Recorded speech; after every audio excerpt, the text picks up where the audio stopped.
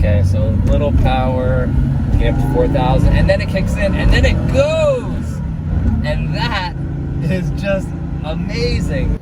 Hey guys, it's a sad day. I am not gonna buy a 930 turbo.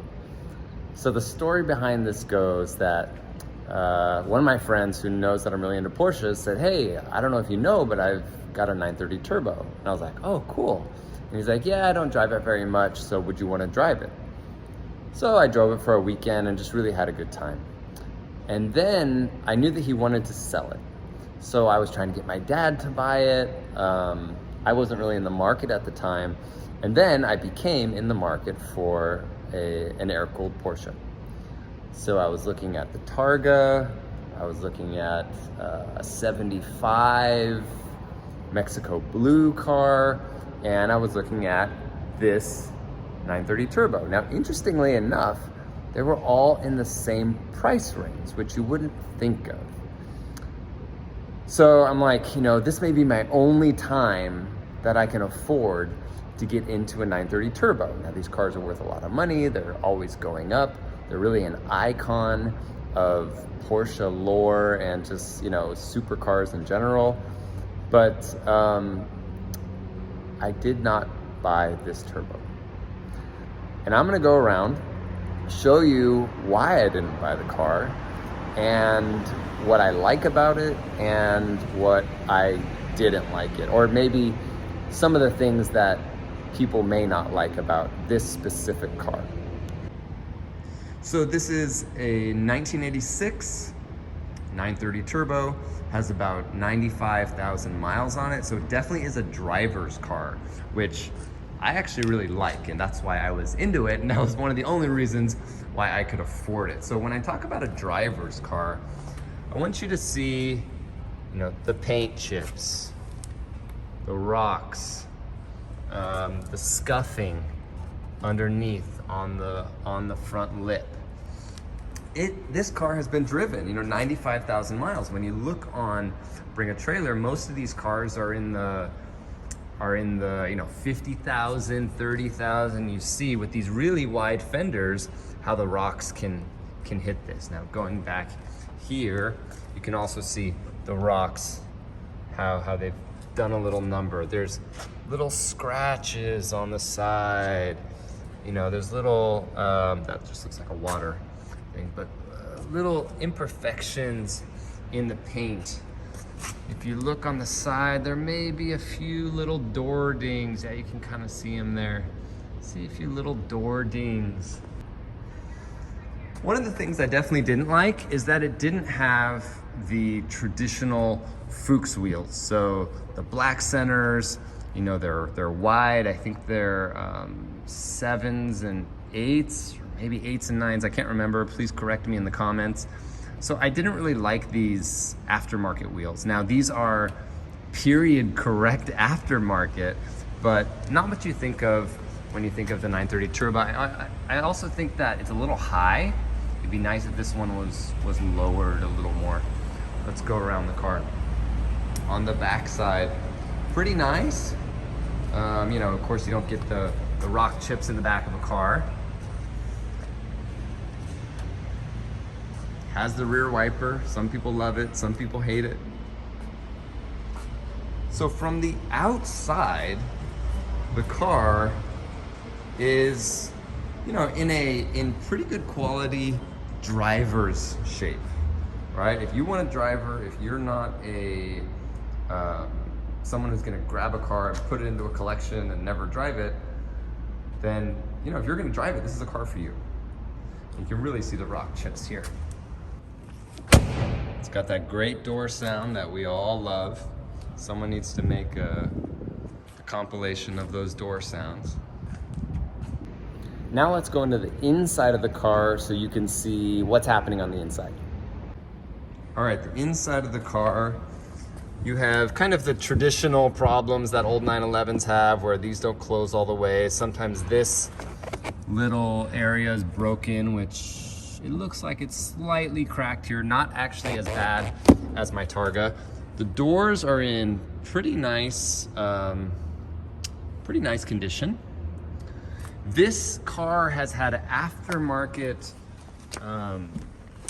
stereo put in, which is always, I think, really ugly.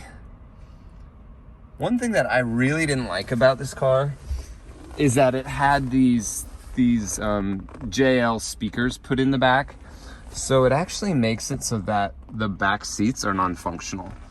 Now, you know, for those of you that don't have kids, or for those of you that like racing, that may be really cool.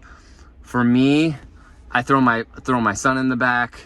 You know, I've got another child on the way. These cars are family cars for me, and I drive them. So if I had bought this car, I would immediately remove this so that you can put the seats up.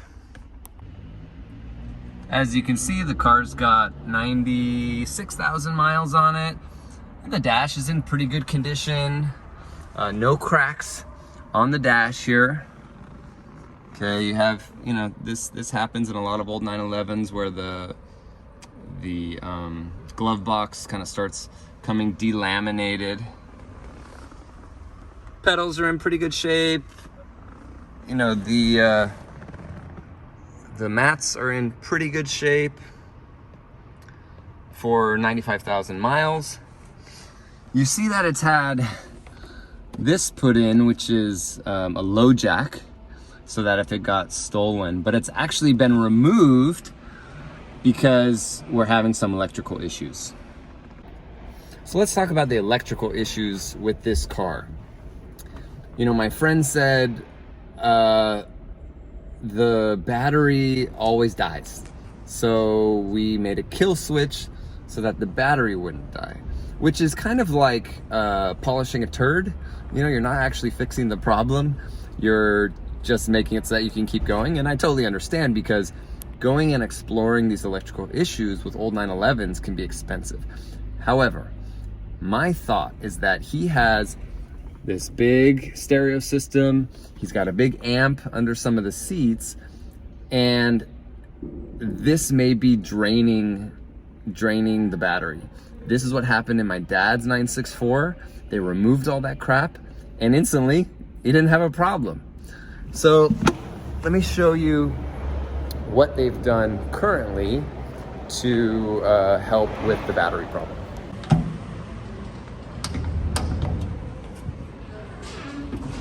Okay, the hood struts actually keep the car up, which is rare in old 911s.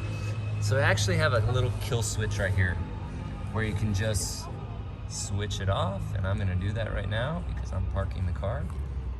You see that the light went off here. Watch, I'll turn this on and the light will go on. Okay, now the light goes off. We know that the kill switch is on. Let's talk about the second big problem. So the first problem was the electrical issue. The second big problem is the transmission. Second gear on this car tends to pop out. If you put it in and you don't hold it in all the way, it pops out. I'll try to show you on a driving video, but when I had the PPI done, my mechanic, who's been working on Porsches for 50 years, said, you know, we could try the bushings. It may just be the bushings. If it's not the bushings, if we try the bushings and it doesn't work, we're looking at, you know, thousands of dollars to rebuild the transmission. So on top of what the car already costs, you're looking at another, let's say, $6,000 to rebuild this transmission on the turbo. And this is a 4-speed. Now the biggest problem, the biggest reason why I didn't buy this car is the oil leaking.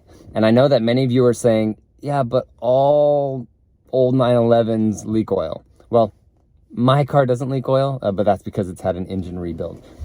And this advice didn't come from me. It came from my mechanic, again, who's been working on Porsches for 50 years. He said, this car, the quote was, leaks oil like a pig. And I said, okay, so like, what do you need to do? And he said, you know, at 95,000 miles, oftentimes these turbos are in need of an engine rebuild. And so, you know, I'm like, well, how much is an engine rebuild?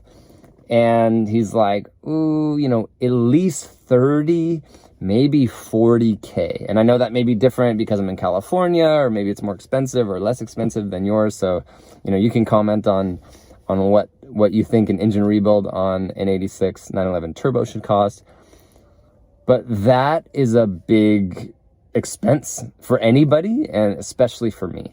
If I were to buy this car, it would be really at the top of my budget already, not including fixing the electrical issues, not including fixing the transmission, not including fixing the engine. Now, he did say the engine pulls well, the brakes are good, you know, the chassis straight. So it has a lot of good things going for it. But I think the problem is, for me, it has a lot of good things going for it if you're someone that has an extra $50,000 to put into this car. Now, it's so sad because I'm so close. I could buy it, right? But I can't afford it if things go sour. If you know, the engine starts being crazy, and if the transmission needs full rebuild, and who knows about that electrical problem, that may be thousands of dollars, I'm going to be over my head.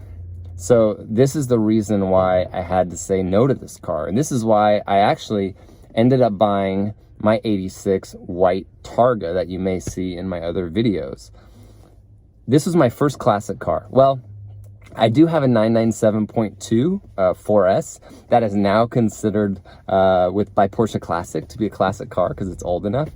But, you know, my first air-cooled car. I wanted to have a good experience. I didn't want to buy an air-cooled car and have it always be in the shop. My Targa that I have had the clutch redone, the trans redone, the engine rebuilt. So it's like good to go. I mean, I hopefully should be good for, you know, tens of thousands of miles without anything but normal service.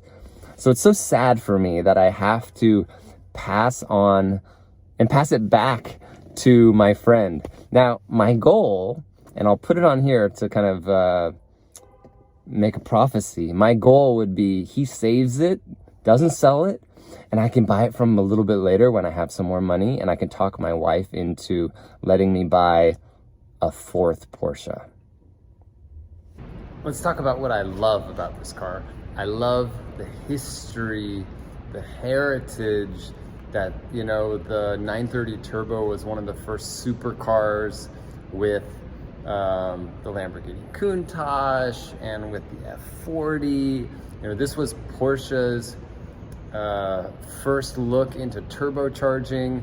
Now, also, I love the wheel wells, the rear arches. Look at the view here. Look at this view, how this comes out like this.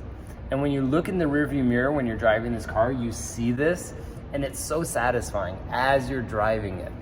I actually really like the T-tray. You know, this is not the whale tail, this is actually the T-tray. T-tray came a little bit later. I think the whale tail, ooh, correct me if I'm wrong, maybe ended in 81. I may be wrong, correct me on that. But I love the T-tray. Really, it's the wide fenders. The wide fenders is so good. I also really like the front lip or spoiler here. Really makes it look kind of racy.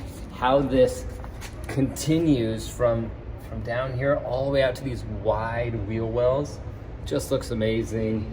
You know, it's got the classic headlights. I'm not sure if these are probably H5s, I'm guessing, because this is a US car, so I don't think they came with the H4s. But the look of this car is so iconic, and as you're driving it, you actually feel that. Like I said, seeing the rear view mirror as you look down the line here, just how beautiful that is. And then, of course, driving it.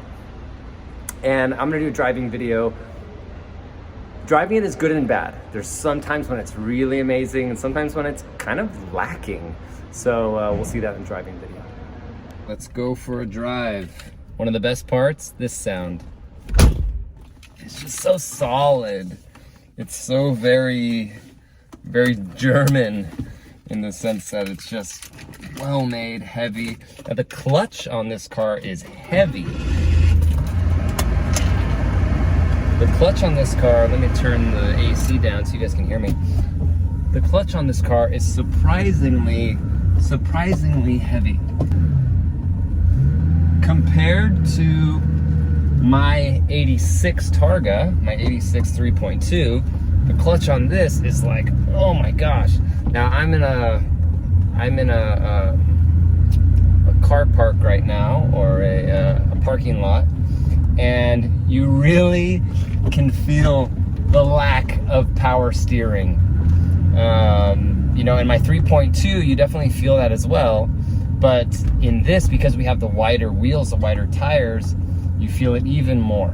One of the things that I didn't really expect from the turbo that I think is negative is the fact of how little power there is until you reach about 4,000 RPMs.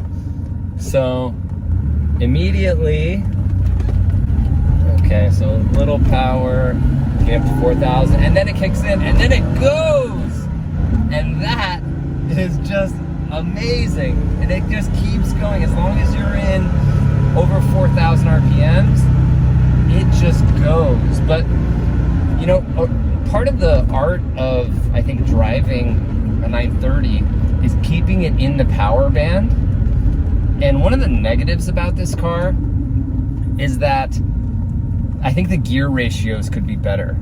I saw this video that Magnus did, and he was saying second gear on a 930 can go up to like, I don't know what it was, 80 or 100 or something like this.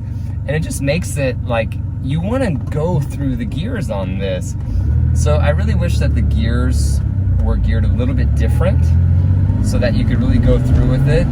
But driving around town, here comes, there's that turbo kick in. And I haven't got second gear to pop out yet, so I know that'll happen. But that was, again, one of the reasons why I didn't buy this car, because of the added expense that could happen. Driving around town, it's crazy. You see, you know, 90s Civics that beat you off the line, and like, there's very little power until you get up to that 4,000 RPMs. And what I like about the 3.2 in my Targa and other 3.2s that I've driven is that you really have a good longer power band there, because it's that naturally aspirated motor. With the turbo, it's kind of like nothing, everything. When that turbo kicks in, it's so invigorating and it's so addicting. I think there's that addiction of acceleration, and this really is like, and you feel it and it pulls. So it's an exciting car to drive, but I think if you know how to drive it, and if it's in the right streets of how you're gonna use it. So like, you know, if you're using it to commute, and your commute is stop and go, you know, your left leg is going to be sore from this this really stiff clutch. You're never really gonna get into the power band, and it's kind of not that exciting. So it's really an expensive thing to look at. But if you have fun roads to drive, and if you can drive it at fairly high RPMs, then it's really a fun car to drive. I'm surprised at how much I've gotten used to the steering wheel on these 86s with my Targa and with this turbo. They're fairly large, they're fairly skinny, but there's something that I like about it. You know, I'm considering changing to a Momo Prototipo so that I can get a removable steering wheel in my own car for security reasons and whatnot. But I've gotten used to this little kind of almost not flimsy, but like very thin steering wheel. It's really well laid out. You can see the gauges really well. And one thing that I didn't mention yet about, I mean, really any air-cooled 911 is the greenhouse is is amazing. You can see everything on this car. The A-pillars are so thin that you really have a great view from a safety standpoint, but almost just from a enjoyment standpoint. You have the deep slope of the hood, so you really just see these two gun barrels on either side, and it's just really, and it's really enjoyable to drive any old 911. Now, one of the best things, and we'll see if I can get a shot of this, is looking in the rear view mirror on this 930, because I'm looking at it now and seeing those wheel arches come out, and you see a little bit of the T-tray. It's heaven. It's really heaven. I mean, for a Porsche enthusiast, for a Porsche nerd like me, and like probably many of you guys and gals, you know, this is what we had on our walls. This was the car growing up. Okay, let's talk about AC. Everyone knows that air-cooled 911s aren't known for having great air conditioning, and the 930 Turbo is another one of those. You know, I live in Southern California, and you really need air conditioning, or else you have to have the windows down all the time. So having bad air conditioning, or having really almost no air conditioning in these cars, is difficult. You can see I'm starting to sweat. I'm getting you know, sweat on my lip, and I'm about to go on an airplane, so I don't want to be sweaty for that. But, you know, this is one of the negative parts about driving an old vintage car. We're getting on the freeway, so let's see if you guys can experience the turbo lag through the screen. All right, here we go.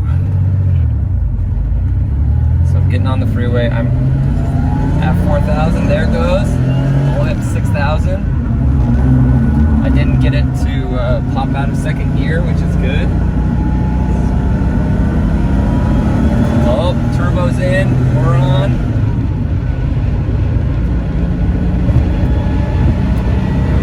Turbo's up again.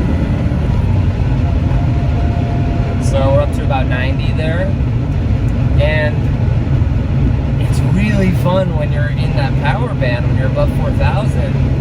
But underneath it, I mean, you push on the gas pedal, and it's like nothing happens for a while.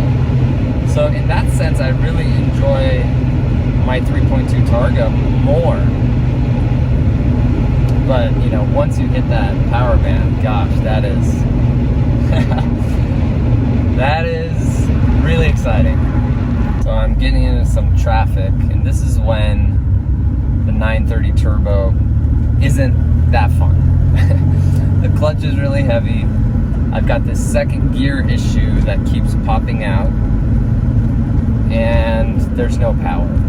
Now, of course, I'm in traffic, so I don't really need much power, but it's, and you know, and I'm baking in the sun with really poor AC. So it's much more fun when I can put the windows down, go fast, hit that power band. But yeah, 930 Turbo and LA traffic, not so fun.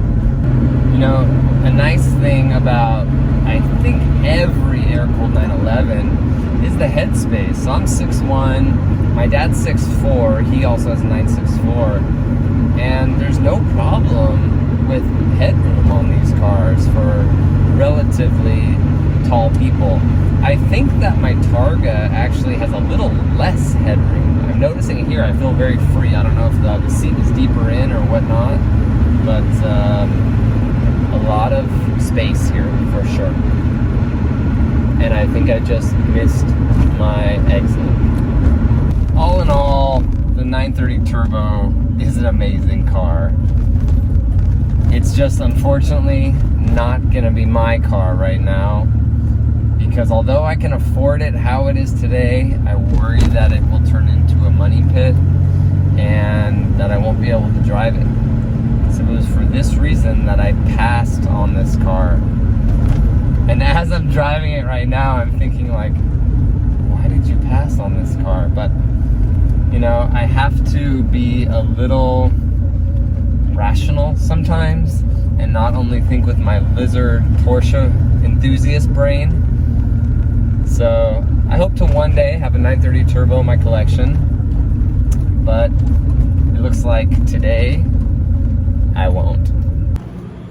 When it comes down to it, the reason why I had to say no to this car is the fear of the unknown and getting over my head. You know, I'm an enthusiast. I like to go to car shows, car meetups every week. I've got a lot of friends in the Porsche world. I don't want this car to sit in the mechanic. And so that was why I ended up going with my Targa. It's unfortunate, but I want to drive my cars. I want to throw my kids in the back. I want to go get groceries in these 911s. And so I want to be able to use it. And this turbo,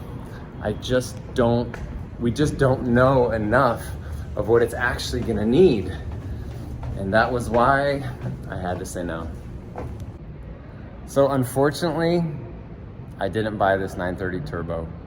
And it's gonna be a sad day when I return it to my friend. But again, I hope that I can still drive it every once in a while, and maybe eventually I can save up the money to pay for this car. I know that I'm gonna look back at this video and say, Kyle, you're such an idiot. You could have gotten into a 930 turbo at a relatively affordable price, because, you know, in a few years, they're all gonna be over 300K or whatever it is. So thanks guys for watching. Comment, let me know if you like those wheels, what you would have done. If you think it's cool that this is a driver 930, you don't see these often. And I really appreciate you guys watching. Thanks.